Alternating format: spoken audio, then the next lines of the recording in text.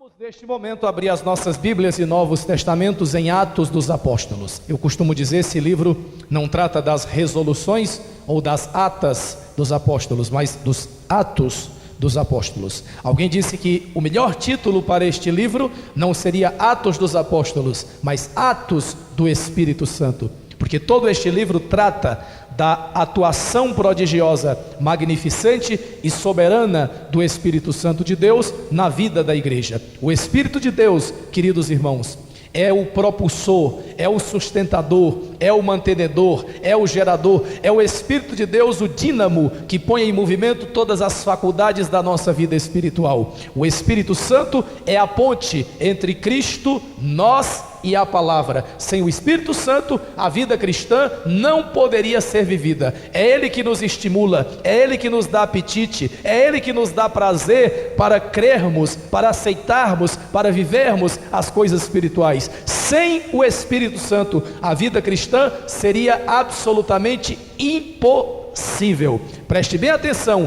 Todo o mérito na vida do crente está no sangue de Jesus, e todo o poder está na atuação do Espírito de Deus. O mérito está no sangue, o poder está no Espírito, e o poder do Espírito na vida do crente também é derivado do sangue de Jesus. O crente precisa mais do que perdão de pecados, e o Calvário nos oferece perdão de pecados, mas além de perdão de pecados, o crente necessita que o domínio do pecado seja quebrado na vida dele, e o que quebra o domínio do pecado não é só o Calvário me dá o perdão, mas o Pentecoste me dá o poder. O Calvário nos dá a reconciliação, mas é no cenáculo que eu recebo a unção do Espírito Santo para poder viver uma vida que corresponda aos ideais do reino de Deus e à vontade de Deus para a nossa vida. Graças a Deus pelo Espírito Santo. O Espírito Santo é maravilhoso. Jesus disse: eu vim para glorificar meu Pai, e o Espírito Santo veio para glorificar Jesus.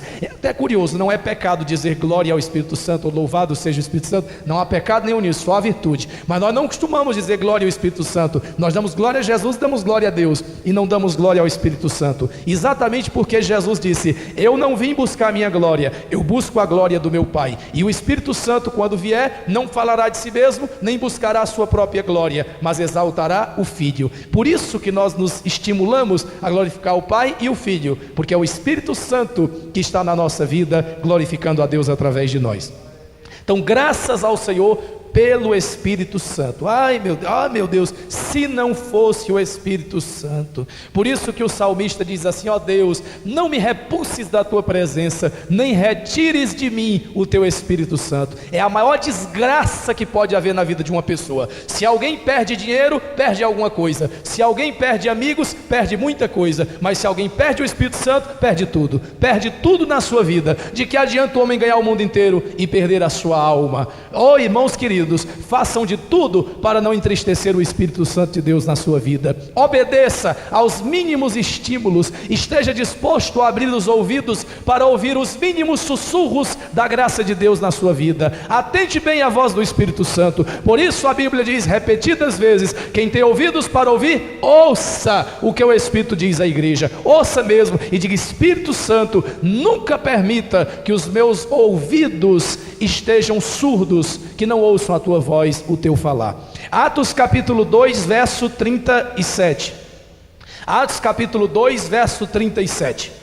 Vamos falar de Atos dos Apóstolos, aproveitando este clima animado da igreja, aproveitando este barulho que nós temos aqui hoje, de glórias a Deus e aleluia. Então isto é clima assim de Atos dos Apóstolos. Isso parece com Atos dos Apóstolos. Isso me parece assim, de alguma coisa com Atos dos Apóstolos. Atos capítulo 2, versículo 37.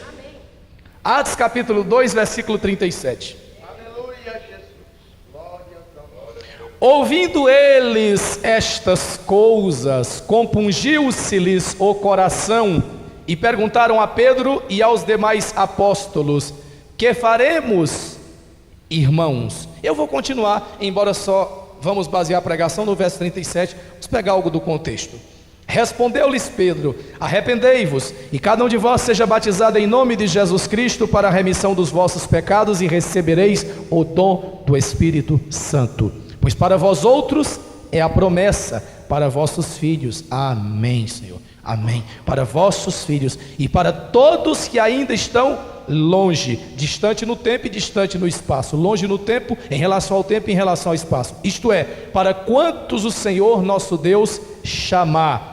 Com muitas outras palavras deu testemunho e exortava-os dizendo: salvai-vos desta geração perversa. Então os que lhe aceitaram a palavra foram batizados, havendo um acréscimo naquele dia de quase 3.000 pessoas. Obrigado, Pai Santo, por mais esta noite em que estamos na Tua casa, por todos que aqui vieram, pelos que estão presentes neste lugar santo, para Te cultuar e para Te adorar e para bendizer e para receber de Ti. Muito obrigado, Senhor, por todo o Teu povo que ouviu o estímulo e a voz do Teu Espírito para que estivessem aqui neste lugar. Obrigado por tudo que já foi realizado. Agora abençoa todos que estarão ouvindo esta palavra, esta pregação, e abençoa aquelas pessoas que estarão também nos ouvindo através de fita. Ó Deus, alcança-os com o Teu braço forte, com a Tua destra poderosa, porque Tua destra faz proezas. Ó Deus, que a prodigiosa graça do Teu Espírito realize coisas grandes na vida destas pessoas que necessitam dela, em nome do Senhor Jesus Cristo. Amém, amém e amém. Quem tem uma Bíblia? Quem tem Bíblia? A Bíblia é o armazém divino onde nós encontramos todos os mantimentos. A Bíblia é o arsenal onde estão todas as armas. É a farmácia onde estão todos os remédios. E é a biblioteca onde encontramos toda a sabedoria divina para a nossa vida. É aqui que nós vamos ler a palavra de Deus. Na Bíblia nós encontramos revelação com unção, perdão e salvação. E aqui está, como dizia essa de Queiroz, a grande lição e a grande consolação da nossa alma. A pregação do apóstolo Pedro foi de conteúdo bastante simples. Ela está em Atos dos Apóstolos capítulo 2. Por todo o capítulo 2 do livro de Atos dos Apóstolos nós encontramos a pregação de Pedro. Foi uma mensagem simples, foi uma mensagem bíblica, foi uma mensagem evangélica, foi uma mensagem direta, foi uma mensagem clara, foi uma mensagem objetiva. O conteúdo, repito, é singelo. Pedro não fez nenhum apelo melodramático para comover o povo. Não houve insistência para que aceitassem a mensagem. Nós não encontramos aqui neste texto nada de artimanhas psicológicas sentimentalistas. A verdade de Deus foi o bastante e o povo creu nesta verdade e a transformação de vida foi uma realidade. Eu gostaria de dividir esta pregação em alguns pontos. O primeiro ponto, a primeira colocação que eu gostaria de fazer é: a compreensão da verdade compunge o coração. A compreensão da verdade compunge o nosso coração. Agora, nem todos se compungem diante da verdade, porque aqui em Atos dos Apóstolos, no mesmo livro, em Atos dos Apóstolos, no capítulo 5, no verso 33, nós encontramos que a reação dos sacerdotes diante da pregação de Pedro foi bastante diferente da reação deste povo quando ouviu a mensagem. A reação dos sacerdotes, no capítulo 5, verso 33, foi bem diferente. Olha o que está escrito aí: eles, porém, ouvindo, se enfureceram e queriam matá-los. Eles, porém, ouvindo, se enfureceram e queriam matá-los. Prestem bem atenção a um fato, irmãos. Nós não podemos esmorecer, nós não podemos desanimar ao ministrarmos a palavra de Deus e não termos resultados bons como nós almejávamos. Isto não depende de nós, depende de nós estudarmos a Bíblia, depende de nós nos consagrarmos, depende de nós ministrarmos a palavra de Deus em espírito e em verdade, mas não depende tudo de nós, porque há uma parte no êxito de uma mensagem que depende das pessoas que ouvem, e claro, tudo depende também da atuação do Espírito Santo de Deus sobre a nossa vida.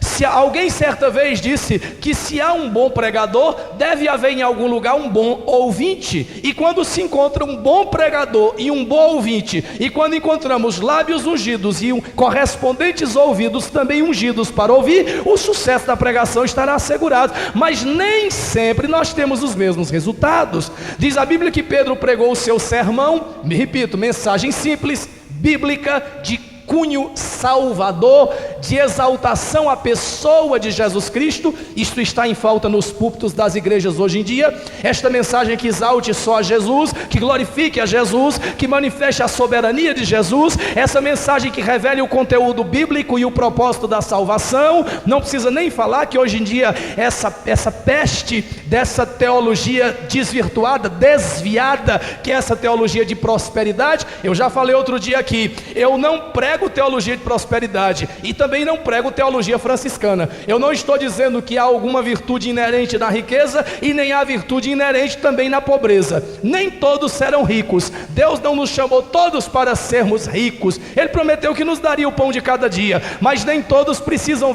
viver na mendicância e na miséria, porque o nosso Deus é o Deus provedor, é Jeová Jiré, é aquele que pode suprir as nossas necessidades.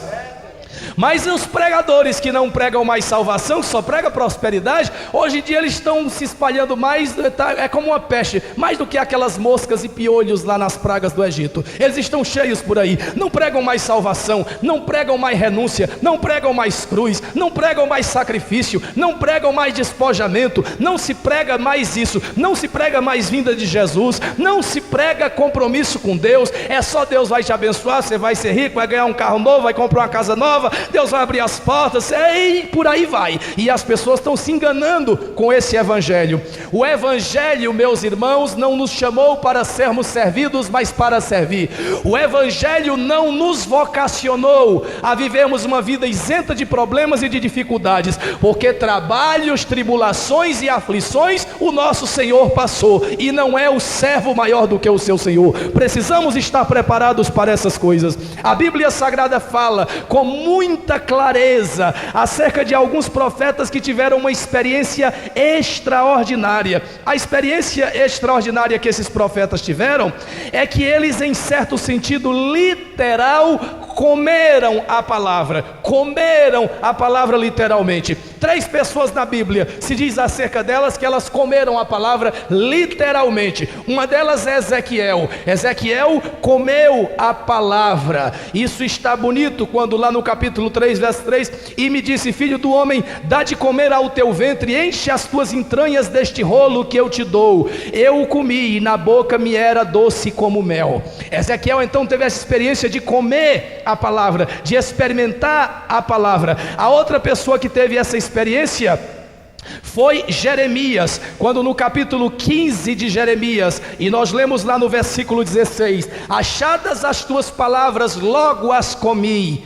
As tuas palavras me foram gozo e alegria para o coração, pois pelo teu nome sou chamado, ó Senhor Deus dos exércitos. A outra pessoa que comeu a palavra está em Apocalipse capítulo 10, foi o próprio discípulo João, e lá no capítulo 10 está escrito no verso 10: tomei o livrinho da mão do anjo e o devorei. Oh meu Deus, o Charles Haddon Spurgeon diz que um dia foi lá procurar uma Bíblia na biblioteca dele e puxou a Bíblia, e quando puxou a Bíblia percebeu que um inseto, tipo uma traça, havia comido a Bíblia de Gênesis até Apocalipse. Passou assim um canudinho pelo meio da Bíblia, aquele vermezinho comendo a Bíblia de Gênesis a Apocalipse. Ao invés de se irritar, ele olhou através daquele buraquinho da Bíblia e disse: ó Deus, faz de mim uma coisinha dessa, faz de mim uma traçazinha dessa, faz de mim um insetozinho na tua presença, mas que eu coma a tua palavra, que eu devore a tua palavra, que eu ande através da tua palavra.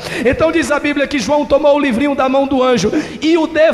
Ô irmão, aprende a devorar a tua Bíblia, a te alimentar com a tua Bíblia. Aprende de manhã até um breakfast, um café da manhã, assim cheio de Salmo 23 com 46, misturado com João capítulo 10. Quando for no almoço, você come uma feijoada de Hebreus capítulo 10 com uma panelada de 1 Pedro capítulo 2. Quando for à tarde, você come outra merenda baseada lá em Deuteronômio capítulo 8. À noite janta o capítulo 11 e antes de dormir ainda toma um chazinho do Salmo 119 com 133, aí você vai dormir tranquilo na presença do Senhor. Aprende a devorar a Bíblia, a comer a Bíblia, a se alimentar da Bíblia. E João diz: tomei o livrinho da mão do anjo e o devorei, e na minha boca ele era doce como mel. Quando porém o comi, o meu estômago ficou amargo.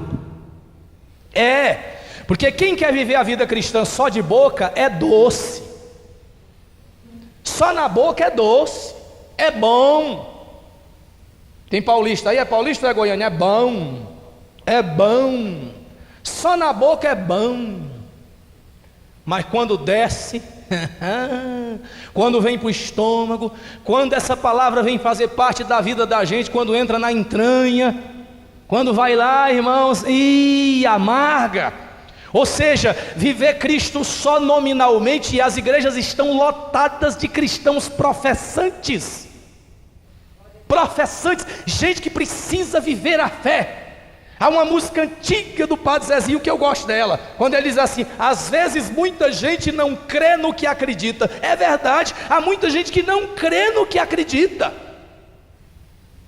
Então diz a Bíblia Sagrada que o povo ouviu a palavra, o sermão de Pedro. Pedro havia comido a palavra, e ele agora ia entender que na boca é doce, mas nas entranhas amargam. Há um preço a ser pago. É aquilo lá de Êxodo capítulo 12, comer cordeiro com ervas amargas. Assumir a Cristo total, assumir o trono e querer a glória, mas desejar a cruz e os sofrimentos também de Jesus. Isso é importante na nossa vida.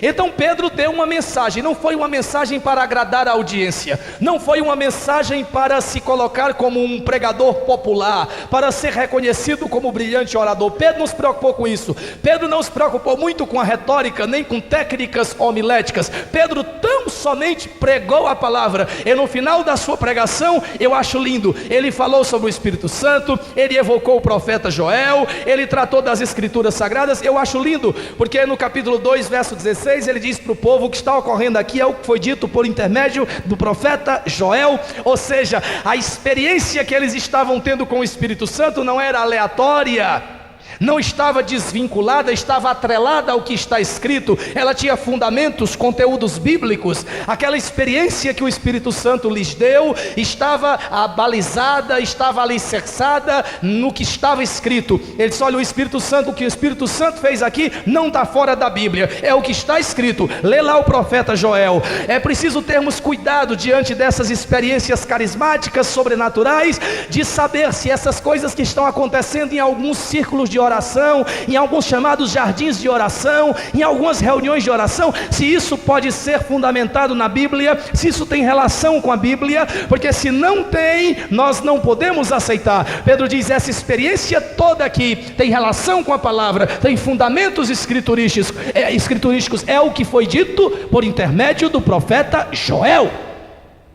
Então Pedro, quando continuou pregando, pregou e exaltou Jesus, falou da morte de Jesus, falou da ressurreição de Jesus. Esta é que é a mensagem, este é o conteúdo, este é o teor da genuína mensagem evangélica. É aquela que é cristocêntrica, aquela que tem Cristo, exalta Cristo, a pessoa de Cristo. Ele termina dizendo assim: esteja absolutamente certa, pois, toda a casa de Israel, de que a este Jesus que vós crucificastes, Deus o fez Senhor e Cristo. Deus o fez Senhor e o fez Cristo. Essa mesma mensagem que Pedro pregou, eu repito. Os sacerdotes que ouviram ficaram imbuídos de um ódio mortal. Ouvindo, se enfureceram e queriam matá-los. Mas essas pessoas aqui, quando ouviram a pregação, o coração se compungiu, o coração se quebrantou, o coração ficou dócil, domesticado na presença de Deus. Irmãos, eu sempre digo uma coisa: a semente é a mesma, a diferença está na terra, a diferença está no tipo de solo. Deus não trata ninguém aqui por acepção. A mesma semente que o Espírito de Deus planta na Fátima, João Luiz, Damares, em mim, é a semente que tem para todos, mas a terra, o coração é que é diferente. Se a semente é a mesma, eu me pergunto, por que é que todos não recebem poder? Se a semente é a mesma, eu pergunto, por que todos não parecem demonstrar a mesma alegria? Por que todos não têm o mesmo entusiasmo? Por que todos não reagem da mesma forma na presença de Deus? Porque enquanto um está cheio do poder, o outro diz estar abatido. Porque enquanto um está alegre, o outro diz estar triste. O que há? A semente é a mesma, o coração é que é diferente. As nossas reações em relação à palavra de Deus é que são diferentes. Isso é muito importante. Preste bem atenção a alguém que coloca o dedo na tomada, a alguém que quando leva um choque, às vezes só estremece ou dá um gritinho muito baixo, muito educado, mas há alguém que sai gritando, alguém que faz escândalo. A ação da eletricidade é a mesma, as reações é que são diferentes. A ação é a mesma, as reações é que são diferentes. A semente é a mesma, a operação do Espírito é a mesma, as reações, a terra é que é diferente. E aí nós temos que nos perguntar, ó Deus, e eu lhe pergunto, a senhora tem problemas? A senhora tem problemas? Tem? Eu acho que não. Eu vejo a senhora aqui pula, a senhora fala línguas, profetiza, Deus lhe usa. Eu acho que a senhora não tem problemas. Esse outro também, esse aqui, acho que não tem problemas. A questão não é essa, todos nós temos problemas, todos temos dificuldades, todos passamos por aflições, mas há aquelas pessoas que através da intimidade, da comunhão e do contato com Deus, aprenderam a tratar os problemas de outra forma, aprenderam a se elevar acima das dificuldades, a dizer como Paulo, eu sei em quem tenho crido, e Ele é poderoso para guardar o meu depósito até o dia da sua vinda. Você precisa pedir isso a Deus. Você precisa pedir isso a Deus. Você precisa. Hoje à tarde eu estava falando no programa de televisão, não sei quantos assistiram. Eu digo, na tribulação há dois tipos de reação. Há a pessoa que na hora da tribulação compra logo uma muleta, e a outra que cria asa e voa. Então essa é a diferença. Tem aqueles que conseguem criar asas e voar acima da dificuldade, e há aquelas pessoas que logo compram uma muleta. Eu sempre digo, o sol que endurece o cimento amolece a cera. A questão é o caráter de cada pessoa. Todos nós estamos no Brasil e atravessando dificuldades. Por que uns são fiéis nos dízimos e ofertas e outros não? Às vezes a gente que ganha bem pouco e é fiel ganhando bem pouco, e a gente que ganha bem muito e não é fiel ganhando bem muito. Eu não entendo. Por que essas reações são tão diferentes? Se a semente é a mesma, o Espírito é o mesmo, o sangue derramado foi o mesmo, a instrução é a mesma, mas nem todos têm a mesma consciência, nem todos têm o mesmo desprendimento, nem todos têm a mesma atitude. Diz a Bíblia que quando Pedro pregou aquela palavra, aquele povo que ouviu, alguém diz assim, poxa, curioso, é verdade, Pedro pregou um sermão e ganhou 3.000 almas. Hoje se prega 3.000 sermões para ganhar uma alma. E aí nós dizemos assim, mas o que acontece? Por que aquele resultado tão estrondoso? Agora preste bem atenção. Se você ler os evangelhos, você vai perceber que quando Jesus Cristo morreu lá na cruz do Calvário, multidões estavam ali ao redor do Calvário, multidões viram o julgamento, multidões o viram passando pela via dolorosa rumo ao Monte Caveira, fora da cidade. E diz a Bíblia que depois que aconteceu aquilo tudo, depois que foram ditas as 7 palavras da cruz, temos uma pregação sobre isso, diz a Escritura Sagrada que aquele povo saiu dali. Até o centurião que comandava a guarda que crucificou Jesus olhou e disse: esse verdadeiramente era justo, era o Filho de Deus. Ele reconheceu, tardiamente, mas reconheceu. E diz a Escritura que o povo que estava ali, quando viram a terra tremer, o sol escurecer, a convulsão dos elementos da natureza, sabe que naquele momento há uma história que diz que um filósofo estava lá na Grécia e contemplou o sol escurecendo, e diz que esse filósofo disse assim: hoje ou morre a natureza, ou morre o seu Criador. Bom, quando eles viram tudo aquilo, diz a Escritura que a multidão saiu lamentando e batendo com a mão no peito. Ou seja, a morte de Jesus já havia preparado o terreno no coração de milhares dessas pessoas. E quando eles estavam cheios de culpa, de remorso, cheios de traumas, que eles ouvem a pregação de Pedro e a oferta de Pedro de perdão e de reconciliação, eles não esperam nem o apelo, eles dizem logo assim: o que é que nós devemos fazer? O que é que nós podemos fazer? Foi a pergunta deles. E aí eu gostaria de fazer algumas colocações. Primeira colocação, a verdadeira operação de Deus deve ser do interior, do coração. Porque a Bíblia diz em Isaías capítulo 1, verso 13, que as cerimônias exteriores são inúteis. Em Jeremias 7,4 diz que a ortodoxia cega da cabeça é vã. Em Colossenses 2,23 nós vemos que uma moralidade imposta sempre falha. E em 2 Timóteo capítulo 3, verso 5, fala de uma profissão religiosa que só disfarça, só engana. Paulo fala daqueles que têm aparência de piedade, mas que negam o poder de Deus. Portanto, a verdadeira operação de Deus deve ser do interior, do coração, como Deus disse através do profeta Joel: rasgai o vosso coração e não as vossas vestes. Uma compreensão que não compunge, que não quebranta o nosso coração, ao invés de ser uma coisa boa, é uma coisa ruim, porque acaba tendo reações adversas. Podem provocar a ira e levar a uma oposição cega.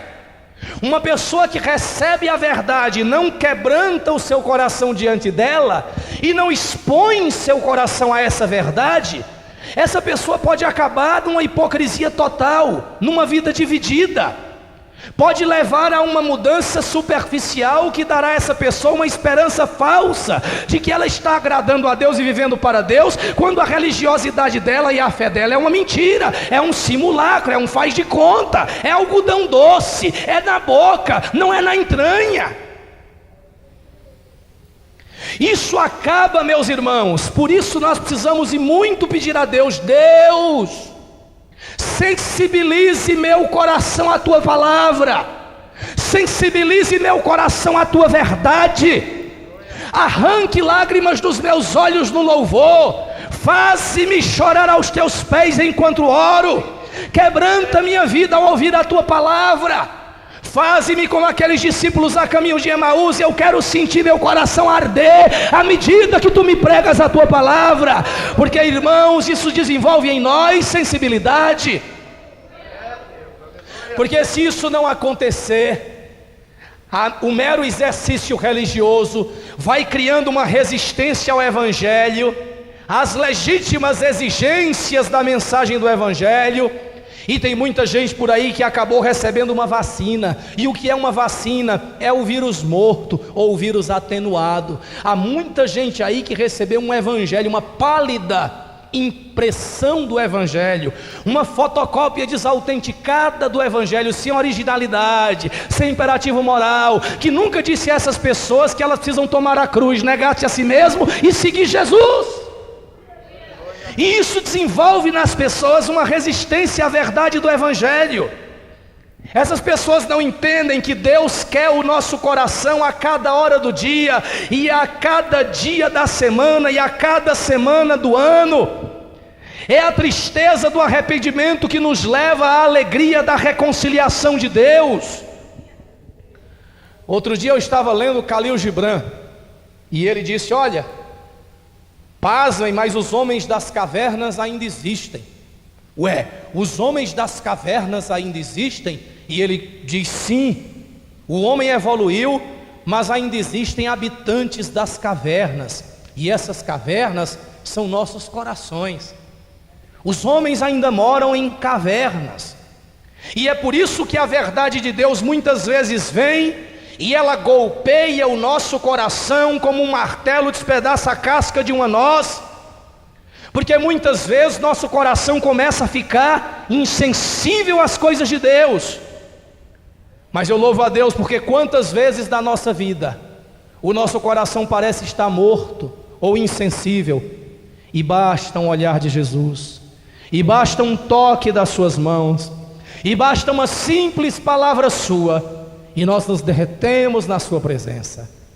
Eu acho lindo aquela luta de Jacó com Deus, que Jacó lutou a noite inteira com o anjo, e aquele anjo era uma teofania, era uma manifestação de Deus ou de Cristo pré-encarnado.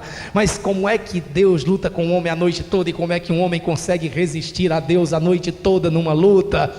Sabe, aquilo ali, na hora que Deus quisesse, é claro, Jacó não seria páreo para Deus, mas aquilo está escrito para mostrar a nós que Deus quer nos treinar, que Deus quer que nós aprendamos a pleitear, a lutar, nós arregacemos as mangas, que nós tenhamos um espírito perseverante, que nós não desistamos das coisas fáceis. Deus está muitas vezes nos dizendo também que Ele tem coisas para nos dar, mas Ele não vai fazer de nós pessoas indolentes, Ele não vai patrocinar nosso ócio, Ele espera que oremos, que lemos a sua palavra, que venhamos à sua casa, que façamos um propósito, que jejuemos, que pagamos um preço, e Ele vai liberar a bênção. Mas não será sem luta, não será sem luta. Eu vou te dizer uma coisa. Alguém pode dizer, isto é uma heresia. Às vezes eu fico pensando assim, Deus, por que é que o Senhor não realiza milagre todo dia do ano e toda hora do dia? O Senhor pode. E Deus disse assim, ó, eu não posso fazer milagre todo dia na vida do meu povo, porque senão o pessoal vai ficar preguiçoso. Não posso fazer milagre todo dia. Porque o objetivo de Deus é que nós criemos músculos espirituais. E às vezes a tribulação e a provação nos põe numa academia de malhação espiritual. Às vezes a gente apanha um pouquinho para criar marra, para aprender, para dar valor quando nós recebermos a bênção da mão de Deus, para valorizarmos essas coisas. Então veja muito bem, a compreensão da verdade compunge o nosso coração, faz uma punção, uma abertura, quebranta o nosso coração. Segundo lugar, a autêntica compunção, diz a Bíblia Sagrada no verso 37, que eles olharam para Pedro e compungiu-se-lhes o coração. Eles ouviram aquela mensagem, aquilo os sensibilizou, aquilo os tocou, aquilo os incomodou, aquilo mexeu definitivamente com eles. E eles dizem para Pedro e para os demais apóstolos, o que é que nós faremos, irmãos? O que é que nós devemos fazer para receber o perdão, a reconciliação da parte de Deus? A autêntica compunção traz à tona importantes verdades. Sempre que Deus opera no nosso coração, em primeiro lugar, a operação de Deus na nossa vida pode trazer quebrantamento e feridas. Porque como médico divino, Deus sabe que muitas vezes Ele precisa abrir ferida, Ele precisa mexer com o ferimento, cascavear no ferimento, sajar, tirar o pus para desinfeccionar, para que haja saúde na nossa vida. Às vezes eu não sei, mas comigo já aconteceu, claro, quando eu era criança. Com quem não aconteceu aqui? Não vou dizer quando eu era pequeno, isto é óbvio, eu nunca cresci, mas quando eu era pequeno, criança, é isso que eu me refiro. Então, entrava um espinho no pé, e quando entrava um espinho no pé, lá ia a mamãe ou papai tirar o espinho. Ai, que espetáculo para tirar um espinho do dedo do pé, da palma do pé, da sola do pé, não é? Que loucura para tirar aquilo, mas o papai e a mamãe sabem que precisam tirar o espinho, mesmo que doa. E eu sempre digo, Deus muitas vezes não se impressiona com as nossas ladainhas, porque se Deus se deixasse levar por todas as nossas solicitações, nós íamos amolecer, desfibrar, e o propósito de Deus é que nós cresçamos. O propósito de Deus é que nós possamos criar resistência espiritual, estrutura interior na nossa vida, que nós sejamos soldados valentes, que nós sejamos homens e mulheres bem dispostos para enfrentar o que for preciso e dizer como o apóstolo Paulo: combati o bom combate, completei a carreira e guardei a fé. Então muitas vezes, para nos sensibilizar, Deus quebranta e abre feridas.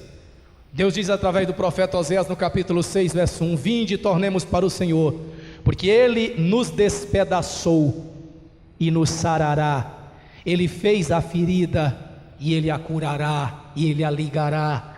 Então Ele é o Deus, não vamos nunca nos confundir com isso. Ele é o Deus que sabe tocar nas nossas articulações. Lembra lá na briga com Jacó? Ah, meu filho, chegou a hora, estou cansado dessa brincadeira. E Deus tocou na articulação da coxa de Jacó, e o homem começou a mancar e caiu sem forças. Deus sabe como tocar nas nossas articulações. Deus sabe como nos despedaçar para depois poder nos curar, nos refazer, nos sarar. Deus muitas vezes abre a ferida, mas Ele mesmo depois a liga. Ele faz descer a sepultura, mas Ele faz subir. Ele empobrece, Ele enriquece. Ele mata e Ele dá vida. Ele é o Deus que sabe como trabalhar na nossa vida. Não reclama do tratamento de Deus. Deixa o oleiro fazer o trabalho. Não reclama, vaso de barro. Você não crê que já entregou a sua vida nas mãos do Senhor? Ele está trabalhando, Ele está nesse negócio, Ele está nessa prova, Ele está nessa tempestade, Ele está nessa fornalha, Ele está nessa cova, Ele está nesse caminho.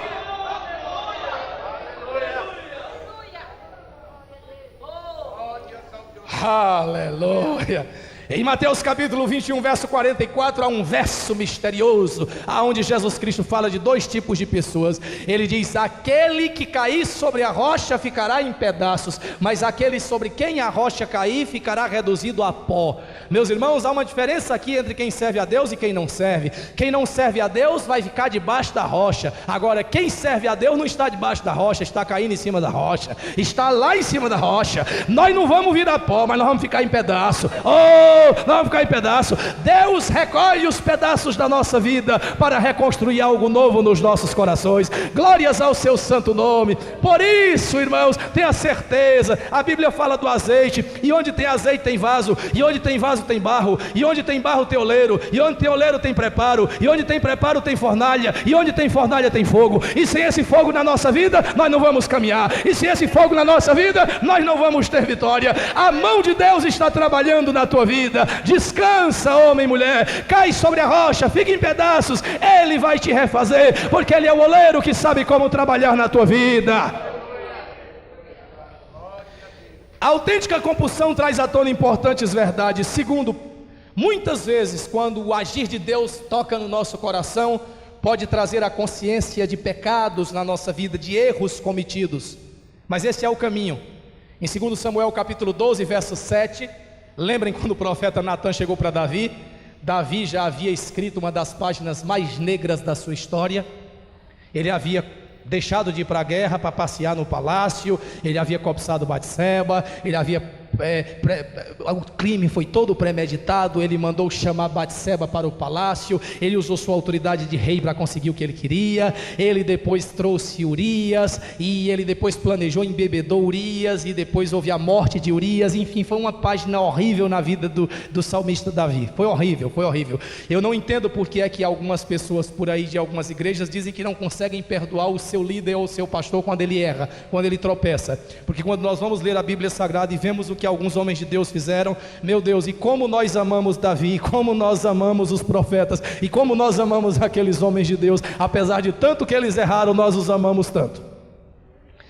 E diz a Bíblia Sagrada que um dia Davi estava no seu palácio e entrou o profeta Natan. E quando o profeta Natan entrou lá, Natan veio com a parábola e disse: olha, um certo homem foi muito abençoado por Deus. Um certo homem tinha tudo, tinha muitas ovelhas, tinha muitos rebanhos. E Davi ouvindo a história, e o profeta disse: ele era muito rico, e quando foi um dia, tinha um homem que só tinha uma ovelhinha, e ele foi lá, e ele matou o homem, e ele roubou a ovelhinha do homem. Aí Davi olhando aquilo, Davi estava morto de raiva já, Davi estava com a raiva terrível já daquela história. Aí Natan disse: o que é que o rei acha que deve fazer com esse homem? Davi disse: vamos matar esse homem, tem que matar esse homem. Aí Natan apontou o dedo para ele e disse: esse homem és tu.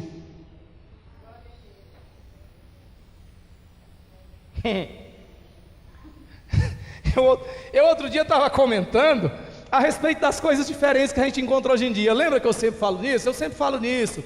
Eu falo daquela época em que os crentes eram muito abençoados, não é porque tinham carro importado, nem tinham apartamento cobertura, e nem casa de campo ou chácara. Eles eram abençoados é porque eram cheios do Espírito Santo, expulsavam demônios, falavam línguas, profetizavam. Mas isso é coisa de outra época. Hoje em dia mudou muito, meus irmãos, mudou muito mesmo, não é? Línguas estranhas naquela época não eram estranhas, eram naturais até dentro da igreja do Senhor Jesus. Naquela época o mais importante não era o ouro, era o altar, porque não é o ouro que santifica o altar, é o altar que santifica o ouro. Então haviam essas coisas. E aí eu estava pensando nisso, e sabe que eu me lembrei também que eu sou daquela época em que profeta profetizava profecias às vezes duras também. Mas hoje em dia, olha, faz tanto tempo que eu não vejo profeta profetizar coisa dura. No meu tempo o profeta dizia assim: conserta a tua vida, repara a tua vida, levanta o teu altar, ajeita a tua vida, olha, teus caminhos estão tudo torto, desviado, volta, olha, a espada de Jeová vai descer sobre a tua vida, a mão do Senhor vai pesar sobre ti. Então, hoje em dia não, profeta é só: vou te abençoar, meu filho, oh meu filho, vou abrir as portas para ti, vou fazer coisas grandes na sua vida, sabe? Só vem coisa boa. Não tem mais profeta para profetizar juízo. Mas Natan ainda era daquele tempo em que havia profeta para profetizar juízo. E quantas vezes nós precisamos disso, irmãos? Que Deus puxe as cordinhas da vida da gente. Quantas vezes precisamos disso? Então, de repente, para o coração ficar compungido, é preciso que um pecado de repente seja revelado, né? E bendito seja Deus. O Senhor está dizendo que Deus vai me acusar diante das pessoas? Não, Deus não costuma fazer isso. Deus não costuma expor ninguém a isso. Mas eu estou lhe dizendo que Deus sabe como conseguir de nós aquilo que Ele quer. Deus sabe como conseguir isso de nós. E é tão bom quando nós podemos fazer isso docilmente, gentilmente, da melhor forma, do melhor jeito, para não esperarmos o juízo de Deus. É tão melhor. Terceiro lugar, a instrução da lei revela a hediondez do nosso pecado. Revela a malignidade do nosso pecado. Quarto lugar, o terror do julgamento, condenação, a expectativa do juízo pode causar em alguns uma compulsão.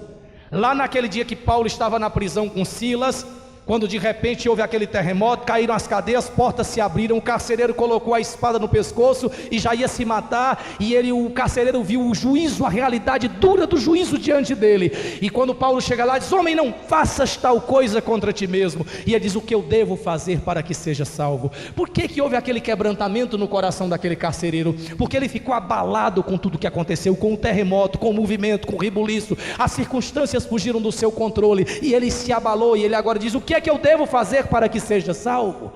Muitas vezes nossa vida está um caos, está um terremoto só, e nós corremos para Deus e dizemos: Deus, está havendo um terremoto, e Deus diz: eu sei, sou eu que estou mandando, sou eu que estou fazendo isso, sou eu que estou mexendo, sou eu que estou incomodando, eu preciso trabalhar na sua vida.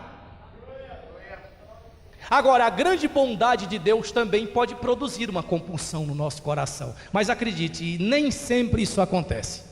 São poucas as pessoas que diante da bondade de Deus ficam enternecidas, são poucas as pessoas que diante da bondade de Deus se quebrantam, choram, são poucas as pessoas que têm essa sensibilidade, mas a Bíblia Sagrada diz também que a bondade de Deus é que nos leva ao arrependimento. A bondade de Deus: oh, eu sou tão mau e Ele é tão bom, e Ele tem sido tão fiel, tão verdadeiro comigo. Oh Deus, eu quero te dar meu coração, Tu és digno da minha devoção, Tu és digno do meu amor, Tu és digno da minha consagração, da minha inteira vida, eu ponho no Teu altar, porque Tua bondade é que me leva ao arrependimento. Agora, vamos já concluir. É necessário uma mão divina para compungir os corações. Que mão é essa capaz de compungir o nosso coração? Que mão é essa capaz de quebrantar o nosso coração? Sabe que mão é essa? É a mão que esculpiu a lei em tábuas de pedra. Ela pode esculpi-la nas tábuas de carne do nosso coração. Segundo lugar, as mãos que compungem o nosso coração é a mão que escreveu a sentença contra Belsazar.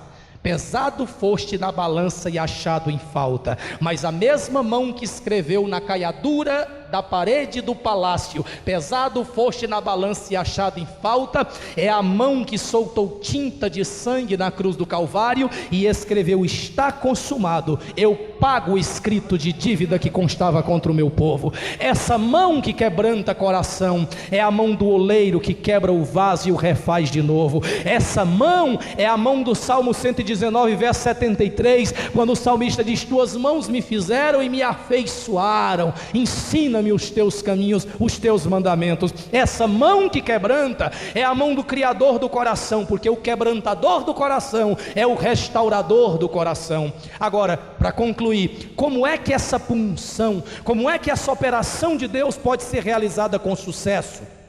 Eu queria falar 3 coisas e concluir. Primeiro, para que o coração seja compungido, é necessário, é preciso um remédio que seja divino.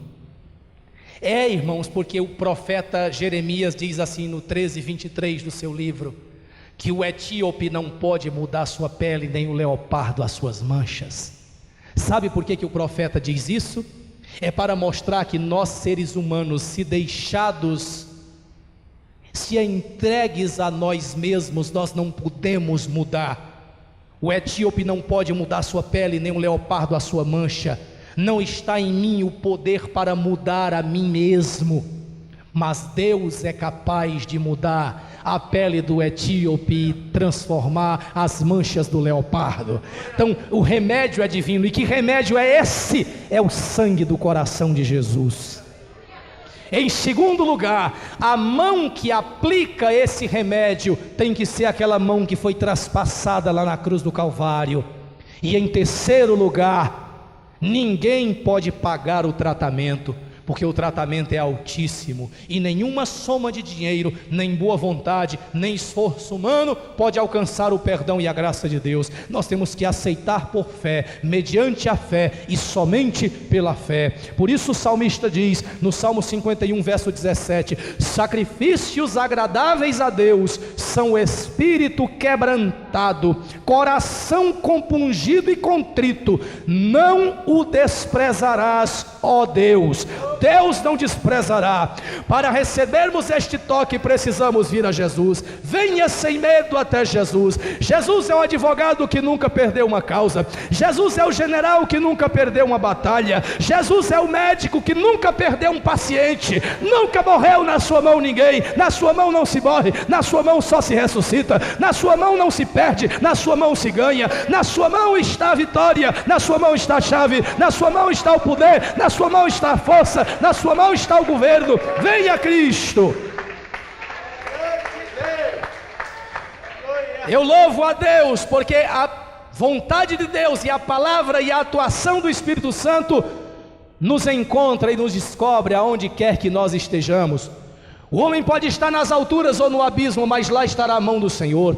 Pode ser meia-noite ou meio-dia, mas lá o alcançará a presença de Deus. Ele pode estar cercado de flores no jardim, ou açoitado na mais violenta tempestade, mas lá a mão de Deus o encontrará. Ele pode estar dentro de um templo, ou dentro de um bar ou de um bordel, mas não poderá fugir da presença do Senhor, porque Davi diz: para onde fugirei da tua face? Para onde me ausentarei do teu espírito? Se subo ao céu, tu lá estás. Se eu faço minha cama no mais profundo abismo, lá tu me encontrarás. Se eu digo as trevas com efeito me encobrirão, trevas e luz para ti serão a mesma coisa. Tu me cerca por diante e por detrás, tu pões sobre mim a tua mão, teu espírito me cerca, teu conhecimento me envolve. Se me sento, se me levanto, se me deito, aí está a tua presença, não posso fugir da tua face. Que faremos, irmãos, quando o coração do homem está compungido pela palavra e pelo Espírito Santo? Ele nunca diz assim: o que é que Deus vai fazer por mim? Ele diz assim: ó Deus, tudo tu já fizestes, o que eu posso fazer por ti? Que faremos, irmãos? Corações compungidos, espírito quebrantado. Isso Deus não vai desprezar. Vamos baixar nossa cabeça nesse momento.